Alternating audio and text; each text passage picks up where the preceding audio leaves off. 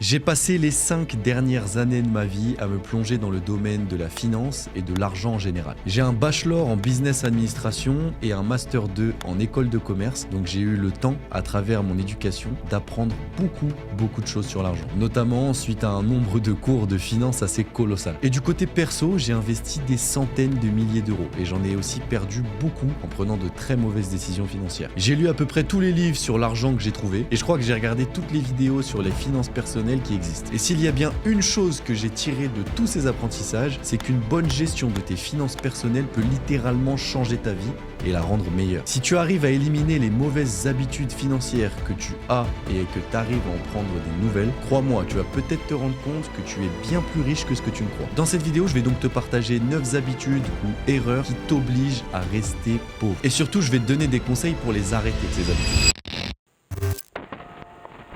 La mauvaise habitude numéro 1, c'est se payer en dernier. À peu près tous les livres de finance et tous les grands entrepreneurs le disent, il y a 2 manières que les gens utilisent pour se payer. La première manière, c'est ce que les gens pauvres font. En fait, ils se payent en dernier. Ils attendent d'avoir payé toutes leurs factures, les loyers, électricité, charges, tout ce qu'ils ont acheté sur le mois, et ensuite, ils prennent et ils économisent l'argent qui leur reste à la fin du mois. Et donc, ils économisent si, et seulement si, il leur reste quelque chose. Et la deuxième méthode, c'est celle qu'utilisent les riches. Ils se payent en premier, ils économisent en premier avant de dépenser dans les choses qu'ils ont besoin d'acheter. Alors en vérité, c'est très simple. Pour arrêter de faire ça, tu as simplement à économiser un montant que tu décides, ça peut être un tout petit montant, 10, 20 euros, tous les mois, et dès que tu reçois ton salaire ou tes revenus, et bah la première chose que tu fais, c'est que tu prends 5 minutes et tu fais un virement vers ton compte épargne. Comme ça, tu te garantis que cet argent ne te glissera pas entre les doigts, que tu ne le dépenseras pas inutilement et qu'il sera mis de côté dès le départ. Et là, peut-être que tu vas te dire en écoutant ça que tu n'es pas capable de faire ça parce qu'en fait, tu vis de salaire en salaire et que tu ne touches pas un gros salaire malheureusement. Mais ce qui est assez fou avec cette deuxième manière de fonctionner, c'est que si tu décides d'épargner et de mettre de côté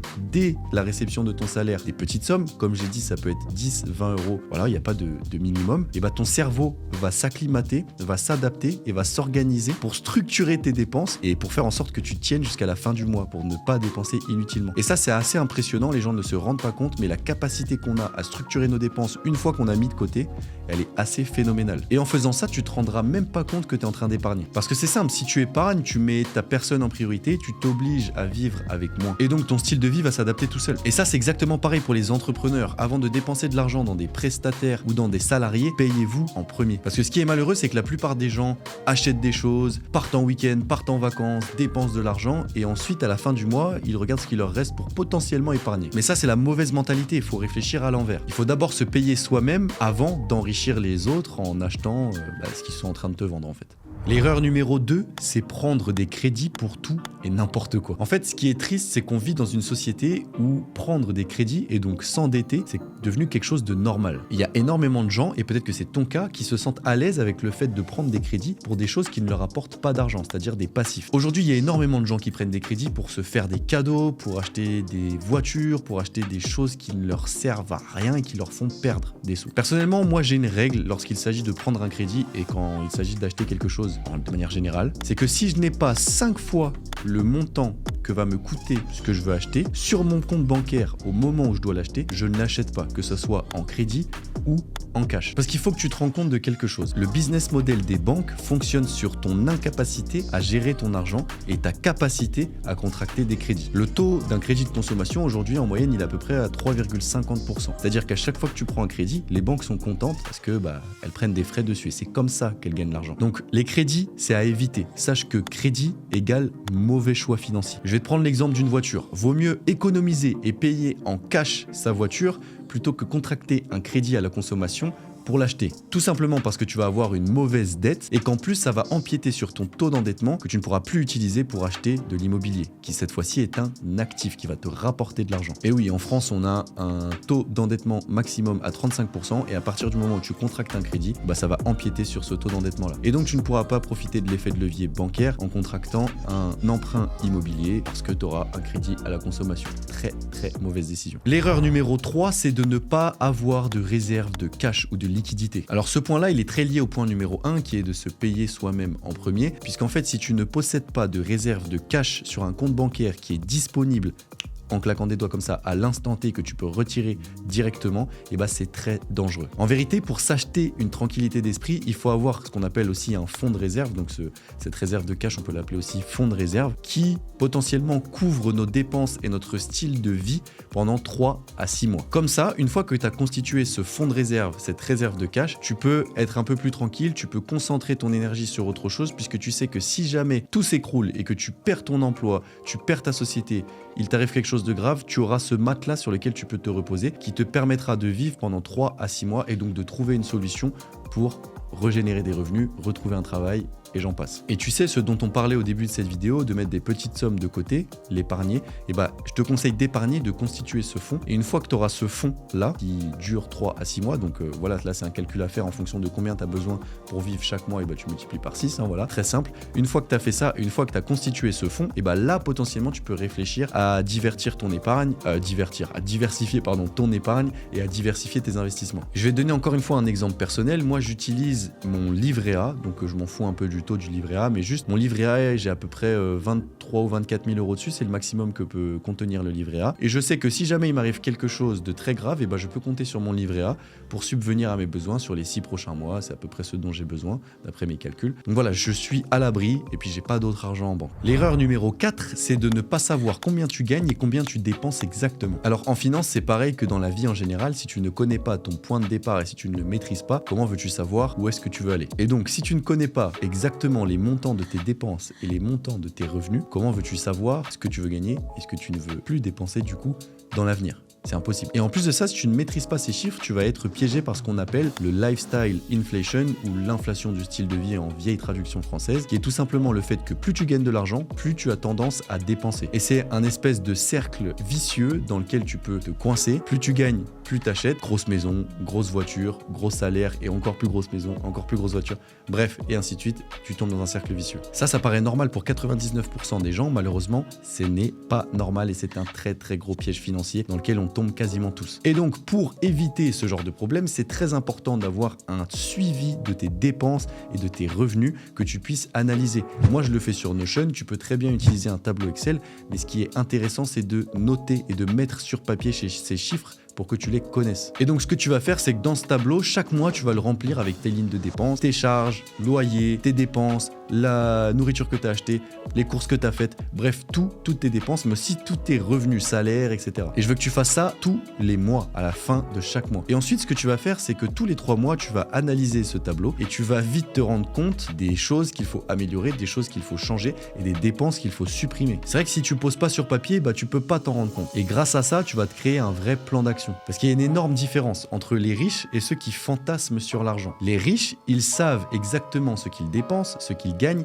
et donc ça leur permet d'avoir un plan d'action. Ils savent comment et par où ils vont passer pour arriver à leur but financier. Alors que les gens qui fantasment sur l'argent, ils font que fantasmer, ils mettent rien en pratique. Et les riches, ils savent comment acquérir cette liberté financière et ils savent le plan d'action pour y arriver. Donc le simple fait d'être attentif à ces chiffres-là va pouvoir t'inciter à passer à l'action et à créer toi aussi ton plan pour devenir libre. Petite transition toute trouvée, si jamais tu veux devenir libre et potentiellement tu souhaites créer un business ou en tout cas un side business comme on appelle ça, je suis en train de créer ma formation pour créer ton agence de marketing digital. On l'a co-créé ensemble. En fait, j'ai besoin de vous pour m'aider sur cette formation. Le lien du formulaire pour répondre aux questions et pour qu'on puisse la créer est dans la bio, donc n'oublie pas d'aller checker ça. N'oublie surtout pas aussi de m'exploser ce petit bouton rouge s'abonner, c'est hyper important et moi ça me ferait vraiment plaisir. La mauvaise habitude numéro 5, c'est avoir des passions qui coûtent cher. On vit dans un monde qui est guidé par le marketing poussif, agressif, et on vit aussi dans une société de consommation, donc je comprends qu'il soit difficile de résister. En vérité, les grandes entreprises, les grands médias nous bombardent la tête de messages marketing qui jouent justement sur notre psychologie et ils savent très bien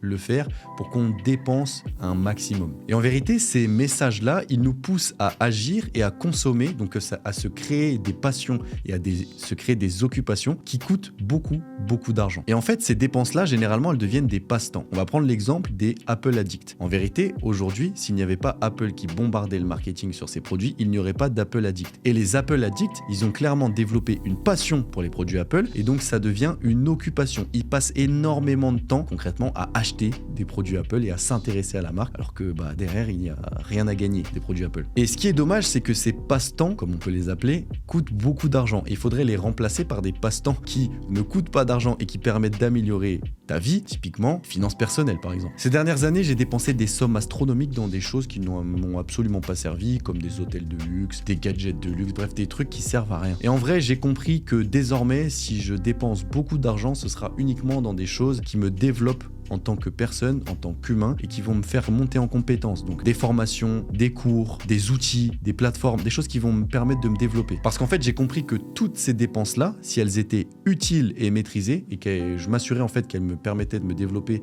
et de monter en compétences, et derrière, je vais pouvoir revendre justement ces compétences beaucoup plus cher, que ça soit en termes de salaire si je suis salarié dans une entreprise, ou en tant qu'entrepreneur si j'ai ma propre société. Mais en tout cas, ces compétences-là et les formations que tu auras achetées, les livres que tu auras lus, bref, toutes les dépenses que tu auras faites qui seront utiles pour ta montée en compétences, tu pourras les revendre plus cher derrière et donc ça te permettra d'évoluer. Et tout ça, ça va jouer énormément dans ta quête de liberté financière à long terme. La mauvaise habitude numéro 6, c'est d'épargner uniquement. Alors pour améliorer ta situation financière, il y a vraiment que deux méthodes. Soit tu épargnes plus, soit tu vas gagner plus et donc chercher de nouvelles sources de revenus. En vérité, la meilleure combinaison, c'est d'avoir les deux, bien évidemment. Gagner plus pour pouvoir épargner plus de ce montant qu'on gagne. Alors ce qu'il faut comprendre, c'est que tu ne peux pas devenir plus riche si tu gagnes plus d'argent et que tu dépenses plus. C'est ce qu'on appelait le lifestyle inflation. Par contre, ce qu'il faut comprendre, c'est que tu ne peux pas tout baser sur ton épargne parce que malheureusement, ce n'est pas le fait d'épargner uniquement qui va te rendre riche ou du moins améliorer ta situation financière. Tout simplement parce qu'il y a un plafond avec ce que tu peux épargner et avec ce que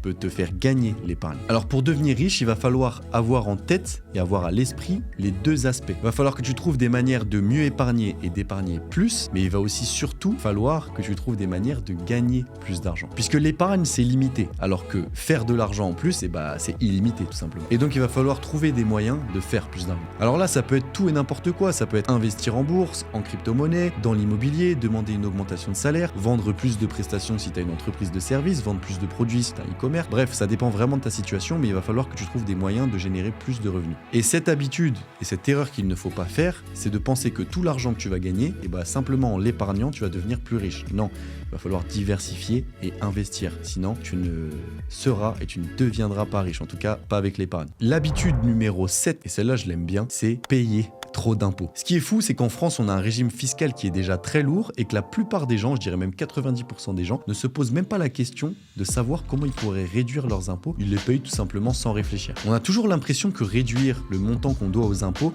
c'est illégal. Alors qu'en France, on a un système juridique et fiscal qui nous permet de trouver des moyens de réduire ces impôts légalement. Et c'est pour ça que les gens qui ont des moyens, les riches, ont des conseillers patrimoniaux, des conseillers fiscaux, des juristes qui viennent les aider pour justement payer moins d'impôts. Et l'une des meilleures manières pour améliorer ta situation financière et potentiellement devenir riche, c'est de comprendre les ficelles derrière le système fiscal, de comprendre toutes ces règles et de manipuler ces règles pour qu'elles jouent en ta faveur. Je vais te donner un exemple tout con, mais il y a des enveloppes fiscales sur lesquelles tu peux mettre ton argent, comme le PEA ou l'assurance vie, qui te permettent d'être exonéré de charges sociales et donc ce qu'on peut assimiler à des impôts au bout d'un certain temps. Alors que si tu les avais laissés, dis n'importe quoi, sur un autre compte, en plus d'avoir perdu de l'argent à cause de l'inflation, il n'aurait peut-être pas été exonéré d'impôts. Pour les entrepreneurs, il y a le régime de holding pour éviter les frottements fiscaux. Il y a plein d'autres choses qui te permettent de réduire tes impôts en tant qu'entrepreneur ou en tant que société, dirigeant de société. Il y en a énormément. Parce qu'en vérité, je me dis, quitte à donner de l'argent aux impôts, pourquoi pas essayer de réduire ce montant et donner de l'argent à des causes que tu défends, typiquement à des associations, ou alors reverser de l'argent, ou alors payer des choses qui pourront être utiles, au lieu de les donner à l'État qui va prendre la décision de ce qu'il va faire avec ton argent. C'est quand même assez triste. Il faut vraiment que tu comprennes que les impôts et la réduction d'impôts, c'est le nerf de la guerre, surtout quand tu passes un cap de revenus. Donc si tu montes en compétences dès maintenant, et honnêtement, tout est disponible sur Internet de manière gratuite, tu verras, tu seras récompensé lorsque tu atteindras ces niveaux de revenus financiers qui sont très élevés. L'erreur numéro 8, c'est d'attendre trop longtemps avant d'investir. Alors comme on l'a dit lors des points précédents, une fois que tu as cette espèce de matelas de confort, de sécurité qu'on appelle fonds de réserve ou réserve de cash, va falloir que tu commences à diversifier tes investissements et donc à investir tout simplement. Parce qu'il va falloir faire en sorte que cet argent il travaille pour toi pendant que tu dors. Et ce qui est très important de comprendre aussi, c'est que si tu laisses dormir ton argent sur un compte bancaire, tu vas souffrir parce que l'inflation est beaucoup plus forte que les taux offerts par les banques et donc en vérité ton argent perd de sa valeur et ton pouvoir d'achat perd de la valeur aussi. Une fois que tu as épargné ce fonds de réserve nécessaire à ta survie pendant 6 mois, et ben là il va falloir que tu cherches à investir. Ne laisse pas 1 euro de plus sur un compte bancaire. Alors il y a plein de manières d'investir et justement j'en avais fait une vidéo complète sur plein de choses dans lesquelles j'investis personnellement et qui ont prouvé. Je te la mettrai quelque part à l'écran, tu pourras cliquer dessus et aller la visionner. Il y aura toujours des gens, et peut-être que c'est ton cas, qui vont me dire que voilà, aujourd'hui ils ne peuvent pas investir parce qu'ils n'ont pas d'argent, parce qu'ils ont peur, parce qu'ils n'ont pas trouvé la bonne opportunité, etc. Mais là où j'ai envie de te mettre un coup de pied aux fesses, pour ne pas dire l'autre mot, c'est que si jamais tu mets du temps et tu prends du retard sur ton investissement actuellement, il y a quelqu'un d'autre, lui, de son côté, qui va investir, et cette personne qui aura investi beaucoup plus tôt que toi, et ben à la fin, et ben elle sera beaucoup plus riche que toi. C'est aussi simple que ça. Donc si tu prends du retard dès maintenant, et ben ton retard, tu vas le ressentir dans quelques années. Et l'erreur numéro 9, c'est la plus simple, mais aussi la pire, c'est ne pas s'intéresser à tes finances personnelles. Si tu ne te soucies pas de tes finances personnelles, tu n'y accordes aucun intérêt, aucune énergie. Bah, c'est comme tout. Les gens qui ne soucient pas et qui n'accordent pas d'énergie à quelque chose, bah, ils ne deviennent pas bons là-dedans. Donc comment veux-tu devenir libre financièrement ou améliorer ta situation financière si tout simplement tu n'accordes aucune énergie et tu ne te soucies pas du tout de tes finances personnelles?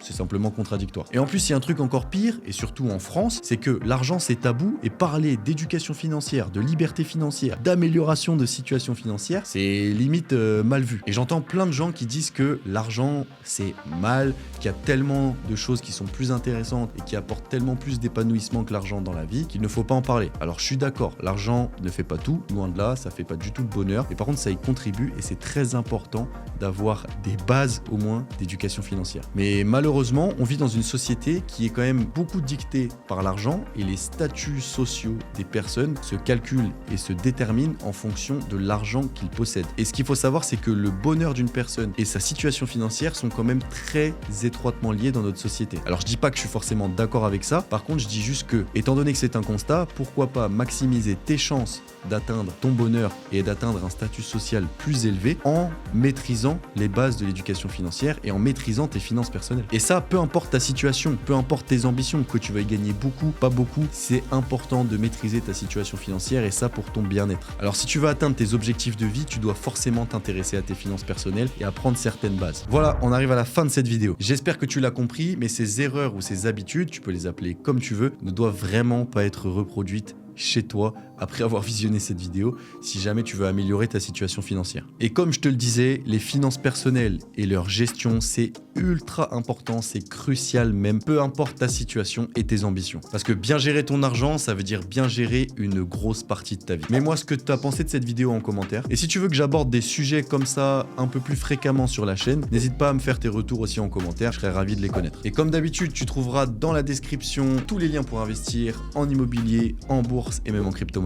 N'oublie pas de m'exploser ce petit bouton rouge s'abonner si c'est pas déjà fait. Et si jamais tu as une question, je te mets mon Instagram quelque part sur l'écran. Tu peux aller me poser la question là-bas, j'essaierai d'y répondre. Je mets potentiellement un peu de temps à répondre, mais je réponds à tout le monde. Voilà, on pourra avoir une discussion un peu plus posée là-bas. En attendant, prends soin de toi, je te souhaite force et honneur dans tous tes projets.